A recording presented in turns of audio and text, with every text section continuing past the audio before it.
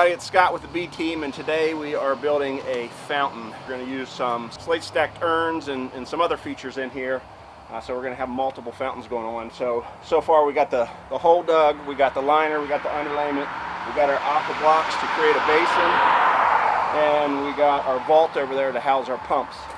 So that's pretty much stage one where we are now. We're on a very, very busy street, so I think this location is going to be awesome. So stay tuned.